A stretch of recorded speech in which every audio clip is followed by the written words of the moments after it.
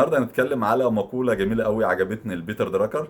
بيقول الكالتشر الحاجات موجودة عندك في شركتك او في المكان اللي انت موجود فيه بتاكل الاستراتيجي. يعني مهما تعمل من خطط، سواء كان خطط طويلة المدى او قصيرة المدى او حتى حاجات صغيرة، تفاصيل صغيرة عايز تغيرها في الشركة، خلي بالك ان هي هتتاكل من الكالتشرز. ايه الكالتشر ديت؟ الكالتشر هي الحاجات اللي انت الناس اتعودوا عليها.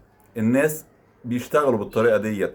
مهما تعمل في استراتيجي مهما تعمل في بلانز وتاكتكس ومهما تعمل في خطط، خلي بالك في عدو جامد جدا في شركتك هياكل كل الكلام ده وينسفه ويصبح بلا اي فائده. وهي مين؟ الكالتشرز. الناس متعوده يتكلموا مع بعض ازاي، الناس حياتهم جوه الشركه ماشيه ازاي، الناس متعوده بتيجي متاخر ولا بتيجي في ميعادها، الناس متعوده تقفل بيعها ازاي، الناس متعوده تنفذ الخطط ازاي.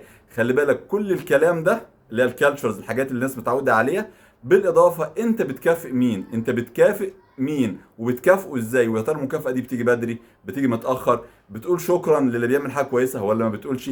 كل الحاجات دي بتمثل كالتشرز وبتمثل الشركه جواها، التفاصيل جواها عامله ازاي. ده الحقيقي اللي بيظهر الموظف. سيبك من كلام الاجتماعات، وسيبك ان انت جبت اقوى حد عامل خطط واقوى حد عامل بلان واقوى حد في الدنيا كلها يعمل استراتيجي.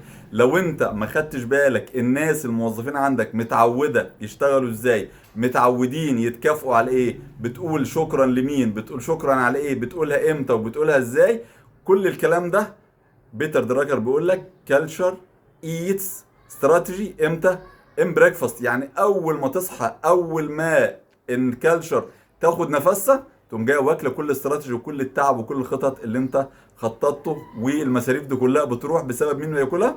خلي بالك الكالتشرز مهمة جدا ان انت تاخد بالك ايه التفاصيل الصغيرة اللي موجودة في شركتك، ايه التفاصيل اللي الناس بتهتم بيها جوه شركتك، لان هي هتاكل الاستراتيجي وتاكل كل الخطط اللي انت تعملها عشان شركتك تكبر.